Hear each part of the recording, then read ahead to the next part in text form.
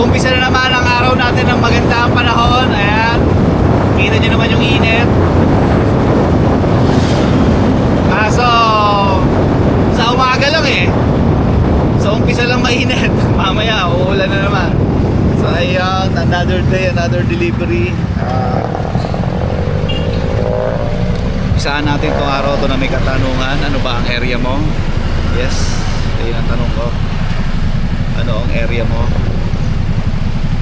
So ano ba yan? Residential, office, bundok, bukirin.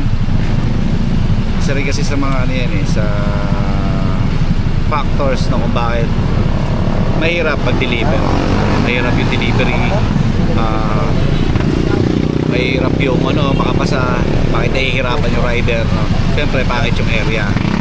So akin halo mix ang office at ano ba to, residential, no?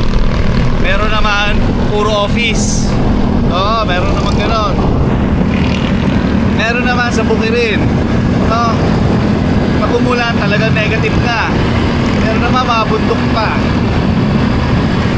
Yun yung mga mahihirap. Tutuusin talaga. Kasi yung office kahit pa paano may laban ka pa kahit umulan eh. Pero yung mga bundok, yung mga bukid na may tinatawid pang ilog, may nakita akong ganun eh.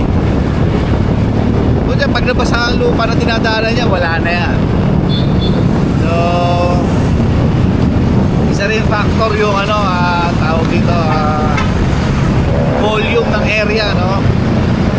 Siyempre sa mga probinsya, minsan yung rider dalawa, tatlo hanggang apat na barangay ang hawak, isang rider lang, ha? Kung kukumpara dito sa amin sa syudad, no? Nagto 200 parcel ako sa sa dalawang subdivision lang at ilang office. Laki ng difference, guys. Malaki talaga yung difference. So ako thankful pa ako kasi sa totoo lang, kung tutusin, swerte pa ako sa area ko. So, swerte ako, hindi katulad ng iba. Alam nyo na naman ngayon, no? Share nyo naman dito kung ano yung mga area nyo. Siguro naman may mga picture kayo dyan. So ngayon, drive muna ako papuntang hub. Malama ako, mag-shoot ako dun sa hub o sa sa area na, no? Okay, dyan muna kayo. Late na naman ako. So yun na wala, dito na ako magbibideo kasi wala naman pala akong takbo. Pauwi na naman ako. Low volume nga daw, wala pa yung parcel. So ang total lang na parcel sa hub namin ay 10,000 plus o 11 ata. Wala, no choice. May uuwi talaga. May mga pinauwi na. So wala akong no choice. So eto, rest day na naman ako. Rest day ko lang na, rest day ulit. So wala naman tayong magagawa, ganyan talaga. Yun nga lang, may baon ako. May baon ako, guys. Ay naka, sipin nyo yun, nagbaon ako, nagluto ako, tapos rest day pala ako. Nag-effort pa ako magluto. Ayan. Wala eh. Kakainin na natin dito. Tapos konting chit-chat sa mga tropa. Yun. At batsi na rin ako, pauwi. Papahinga na lang ako. So gawa-gawa na lang muna siguro ako ng skits, no? Nagluto pa naman ako ngayon ng meatloaf.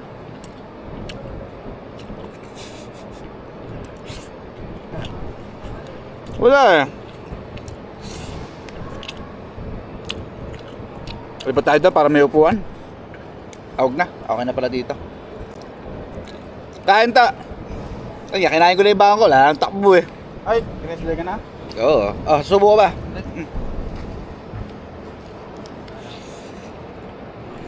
Saka naman, wala namang problema yan. Bigay na lang. Kasi pag nag-99 na, wala na.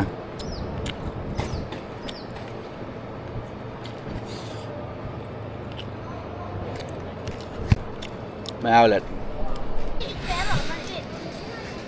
Kung tutusin guys, ano, swerte ano lang din talaga, ano.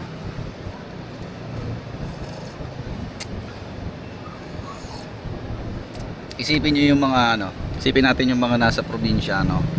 Papasok ng liblib, papasok ng bukid, akit ng bundok, ang dideliveran isa.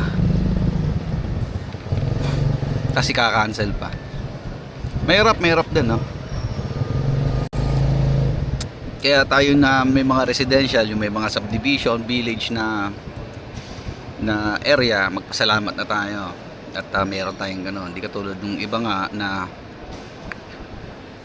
yun nga, liblib. Tapos para lang makabuo ng 100, kailangan 2-3 barangay ang bitbit mo. Diba? Swerte na tayo. Sa mga nagpapabigat sa kanila. Tapos ang alam ko sa ibang hub pa walang 4 wheels, 3 wheels. So talagang lahat ng parcel karga ng 2 wheels, no? Bulky, mini bulky, lalo sa JNT. Kaya yun, swerte pa tayo.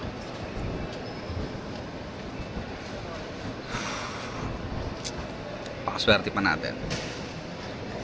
Kasi may mga nagsasend sa akin ng mga customer, nagko-comment, picture, hindi na makadiretso kasi sobrang lambot na nung putek, ng dadaanan, baha, mataas yung tubig sa ilog na dadaanan. Excuse me. Mahirap. Diba? Mahirap sa kalagayan nila. Wala nang laban yon. Meron pa ako nakakita, tinatawid pa ng bangka yung motor may kargang parcel Kaya yun, napakaswerte pa natin dito sa syudad, no? Tapos nagreklamo pa ako. Ha?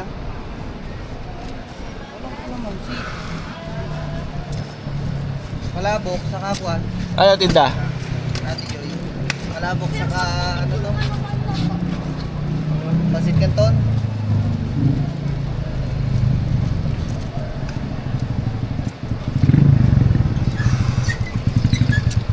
So ngayon wala, pahinga muna talaga ako ngayon. Uwi na lang sa bahay, magla-live na lang ako sa TikTok. Bahala na ako ano magagawa ko. Siguro ilalabas ko yung kotse, makapag-ikot-ikot. Ito pala si Idol Ness. Ata.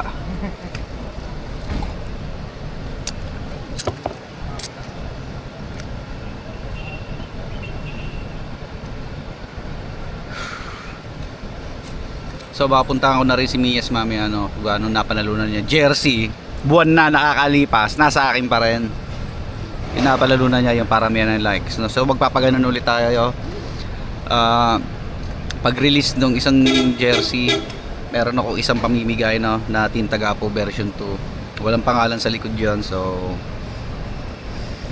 abangan nyo So yun nga sa mga nasa critical na area na rider, tulad ng mga bundok, liblib na lugar, yung mga takaw hold up na mga area, ingat kayo palagi tsaka lalo na pag may bagyo. Kawawa din yung mga yun lalo na yung mga nasa bukid tsaka nasa bulubundukin. Basta yung mga, yung sinabi ko kanina, yung mga dumadaan pa ng ilog, kawawa sila. Ang hirap ng sitwasyon nila kung ikukumpara sa akin. Tapos ako panay pa ako reklamo. Kung tutusin, pag naiisip ko sila, na ginagamit kong guys, sa totoo lang, na ginagamit kong motivation sa akin.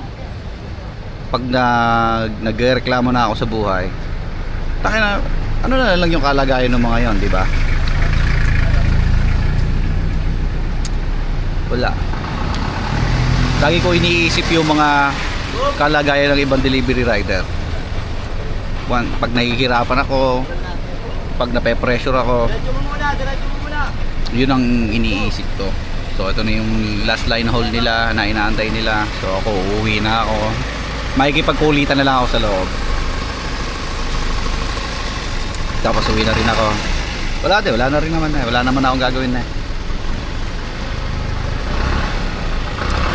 gawa na lang ako ng content mamaya. So malaman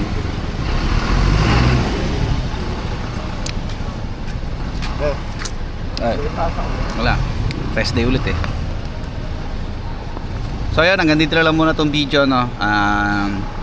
Inuulit ko, no. Mag-iingat tayo lahat. Regardless ng area, pag-iingatan nyo ang inyong mga sarili. Bye-bye. Uwi na! Uwi na! Uwi na! Uwi na! Ay, ambot!